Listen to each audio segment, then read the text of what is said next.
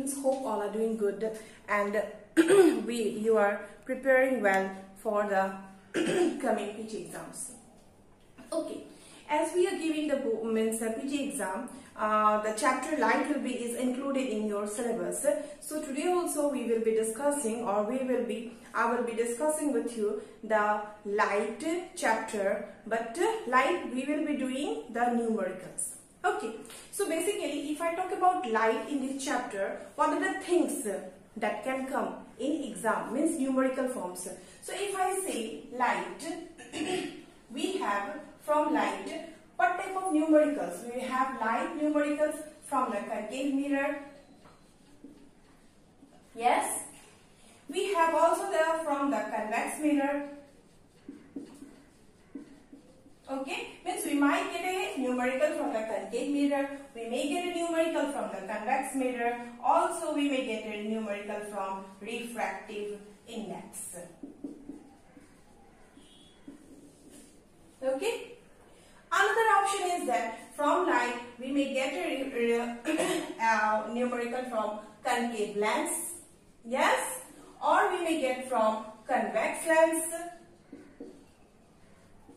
And lastly, but not the least, we might get the ray diagram numericals, ray diagram questions. Okay, so if I say from the light, you will be in your board exam getting the numericals either from any of this. And I would like to tell you that from this chapter, from this particular part, numerical part, you will be getting nearly 3 to 8 marks or nearly 3 to 10 marks for the exam. Think that I will obviously every year it is repeated again and again. We get the numerical from the 5 mark session, means part, the section, that is one will be obviously from the light part. Okay, so if we know, if we can solve the numericals correctly and without any mistake, I can assure you that whatever the marks will come from the physics part, you can score all the entire marks. Okay, now then let's move to the questions now. We will solve one by one questions. Hope please try to cooperate with me so that it becomes easier for me also, for you also. Like previous classes, let's start the class with the quote, "Believing in yourself is the secret to success." The meaning of this quote is, you should recognize your ability to accomplish the goals. You are optimistic about your future as you will set your goals and achieve it. This is for today's class. Hope all of you have understood the meaning of the quote. So let's move to the question number 1. Question number 1. Given the refractive index of water and glass is 4/3 and 3/2 respectively, write the relation and find the value of the refractive index of glass with respect to water. If any one of you wants to pause it here, pause it and try to solve the question. Then check the answer from the next part. Okay, what is the first question? The first question already it is stated that it is the given terms. Let me write because the question will come for 2 marks, and if possible, if I solve it in 1 minute or 2 minutes, it will be very good for you also, for me, for you to manage the time properly. So given that the refractive index of water, means refractive index, how we have written? Nu, like this, of water, it is equals to 4/3. And that of glass, nu G, is equals to what? 3/2. These values are given in the question. And you have to write the relation between them and also find the refractive index of glass, means you have to find the refractive index of glass with respect to water, this one. Hope you remember how we have solved it or we have done it. Suppose I say the ray is traveling from the medium 1 to medium 2, means incident medium is this medium I, then this is my refracted medium R. Then by Snell's law I used to write sin I divided by sin R is equals to refractive index of 2 with respect to 1. or else we used to write speed of light in medium 1 divided by speed of light in medium 2. So, or sometimes we used to write diffraction index of 2 divided by diffraction index of 1. So, this is the formula for what? Diffraction index. We have written in this way. So, for this case, my given terms are what? Diffraction index. So, I will write this one as nu G divided by nu water. So, this is the relation. Already I have given. So, if the relation is there, then what is the value? Nu G is how much? 3 by 2. What is nu W? 4 by 3. So, I can write this as 9 by 9 divided by 8. So, this is the value for refractive index. So, we have completed the question number 1. Moving on to question number 2. It has two parts. The first one is the speed of light in a medium is 0.6 times that of speed of light in vacuum. What is the refractive index of the medium? And question number 2 is refractive index of glass is 1.5 and the speed of light in air is 3 into 10 to the power 8 meter per second. Calculate the speed of light in glass. Let's solve this answer now. Next, question number 2. What is question number 2? Okay, in the question number 2, it is given that the speed of light in a medium, speed of light, I am writing speed of light in a medium is equals to 0.6 times the speed of light in vacuum. Can I write VC? So, this is my given terms. Given. So, what is there? Vm is speed of light in medium and Vc is speed of light in vacuum.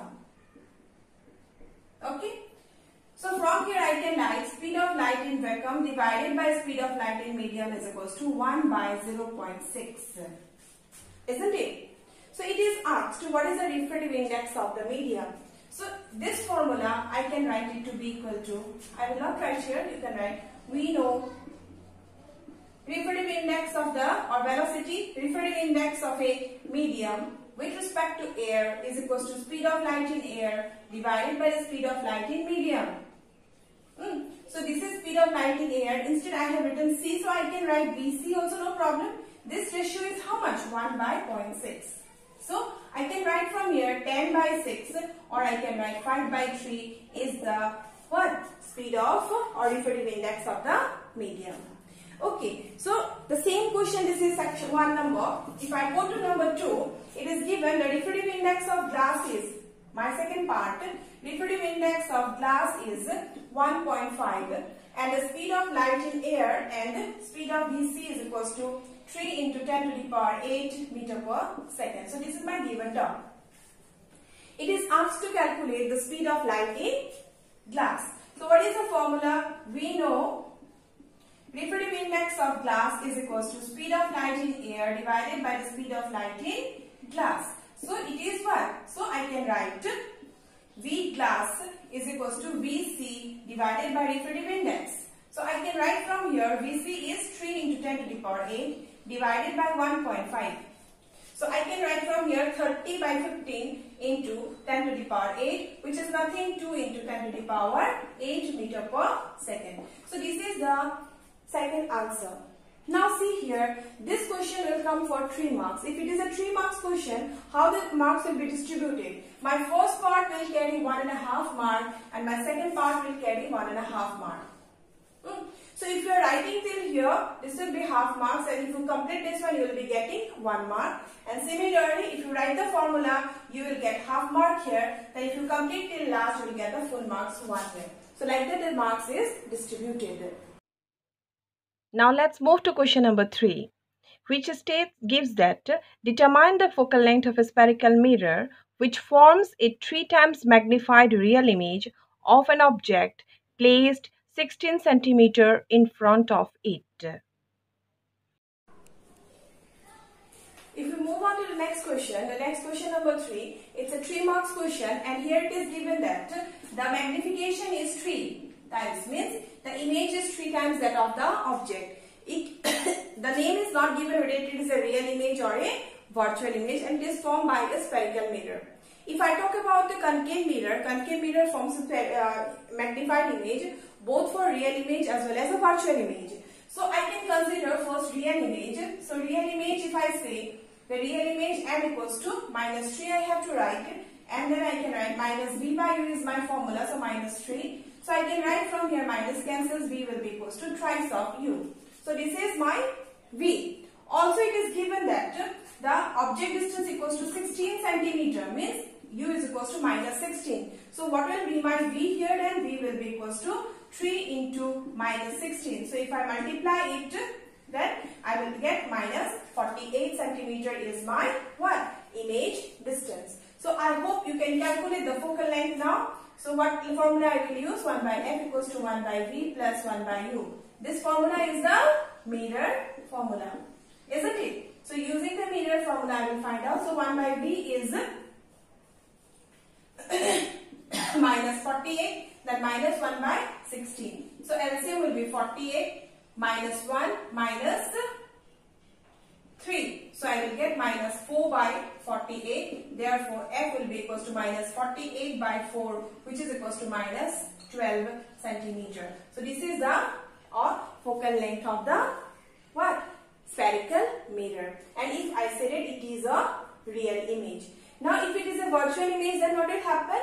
If it is a virtual image, then also it will become plus. Only that changes will come, and I will get a change here. Other changes I will not be getting because the same focal length will come. Okay. Then let's move to the question number. Question number 4. A 4.5 centimeter needle is placed 12 centimeter away from a convex mirror of focal length 15 centimeter. Give the location of the image and the magnification. Describe what happens to the image as the needle is moved farther away from the mirror. Let's have a look how to solve this answer. In question number 4, it is given that there is a needle of 4.5 centimeter. Means a needle is there, height I can consider 4.5 centimeter. Yes, and it is placed, object distance is equals to -12 centimeter. And the focal length is also given 15 centimeter. It's a convex mirror. Since it is a convex mirror, the value will be positive. Okay. So it is asked where is the location of the image, where I will get the image, as well as it is asked to calculate the magnification. Also, what will happen when we move the image object further. So let's draw. Since it is a convex mirror, so it is a convex mirror. That it is u. Without solving also we can solve. This is C, this is my pole, this is my focus. So I have placed it. This focus is how much centimeter? 15 centimeter. So I kept an object here. Suppose this is a needle. I consider this to be the needle. So needle is AB. What is the distance? Distance is 12 centimeter. Then what is the height? Height is 4.5 centimeter. So what happened? If I place it here, first ray will go like this, then passes to focus. I will get in this way. Then another ray will pass through the pole if I draw. Then if I move it like this, and if I produce it back, I am getting the image here. It's okay. My question is, where is the location of the image?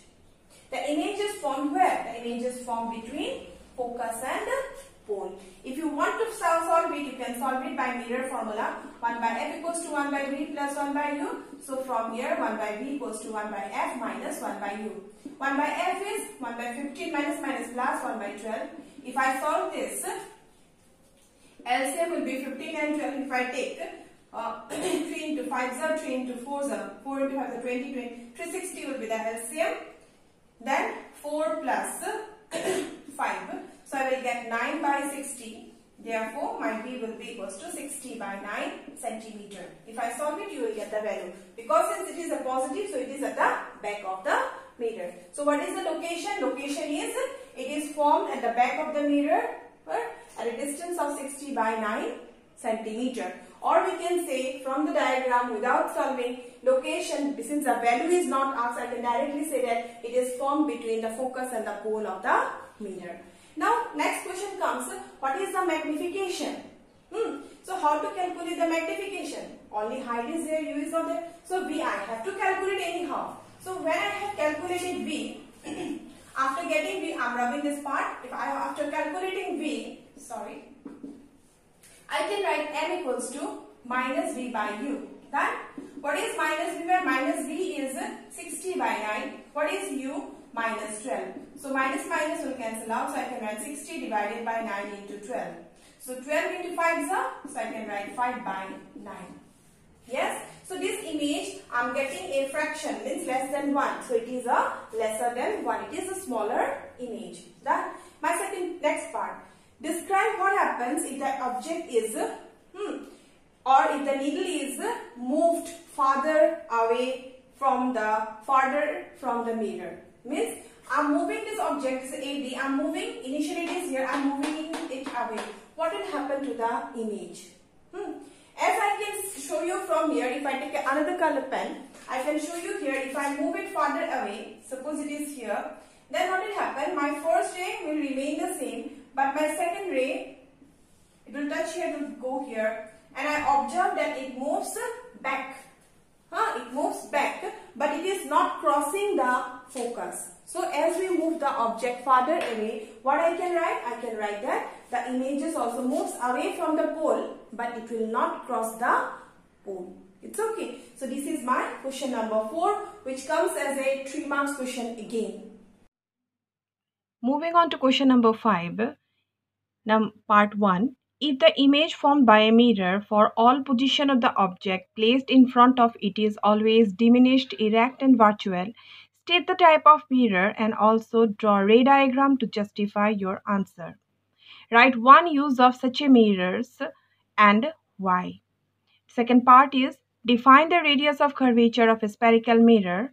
Find the nature and focal length of a spherical mirror whose radius of curvature is plus 24 centimeter. Okay, then we are doing the last question of today's class, that is the question number 5. In this question it is given that we have all it is said that image formed is always virtual, erect and diminished by a spherical mirror. If it is always virtual, diminished and erect, I am writing virtual, diminished and erect. Then, can we remember like this as VDE or VED, which is easy. I can use remember, or you can write as DEV, DEV, DEV.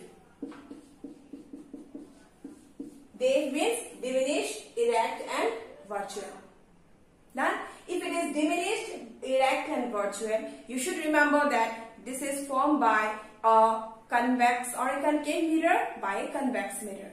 Okay, so what type of mirror I will choose? I will choose a convex mirror. Remember this one so that you can remember. If it is a DEV, then it will always be a convex mirror. Okay, so in case of mirror I am talking about. Done? So you have to justify this with the help of a ray diagram. Ray diagram, already similar ray diagram I have shown in the previous question number 4. So I'm not going to draw if you want. This is a mirror. Then what happened? This is the center, this is the focus, this is pole. If I place the object here, first ray parallel, pass through focus, moves away, and another through the pole. It gets reflected. So I'm getting my image here, A dash, B dash. So it is asked to prove it. Yes, since it is asked to prove it, draw another ray at infinity also you can draw, or you can draw somewhere a little bit farther away to show the difference that every time we are getting a virtual image, erect image and a diminished image. Okay, this is my first part of my question. Another question is there in this particular question, that is, what is the use of such a mirror? Where do we use such a mirror and why? We will use this as a rear view mirror in vehicles because it will give us a wider range or wider view. For that reason we are using. Okay, then in this question, question number 2 is also there. It is asked what define the radius of curvature. What is radius of curvature? What is radius of curvature? Radius of curvature is nothing. If I take a mirror, then from the center to the pole, the distance that we will measure is the radius of curvature, denoted by capital R. So how will you define it? It is the distance from the center of curvature to the pole of a spherical mirror, and it is denoted by capital R. Now it is given along with that, find the nature and focal length of a spherical mirror whose radius of curvature is plus 24. It is given that R equals to plus 24 centimeter. So if it is a plus 24 centimeter, can you tell me what type of or what is the nature of this mirror? Nature, if it is asked to write down the type of mirror. Nature means type of mirror. What type of mirror it is? It is since it is positive, so it will be a convex mirror. Now we know that focal length is equals to R by 2. So I can write plus 24 divided by 2, which is equals to plus 12 centimeters. So this is the focal length of the lens. Hope you have understood whatever I have discussed with you today. So few more questions I will send you today for practice, similar to this type of questions. And in the next class, we will do the other half questions. That is the questions related to convex lens, concave lens, and the ray diagram related questions. Okay then, thank you for the class and wish you good luck for the exam.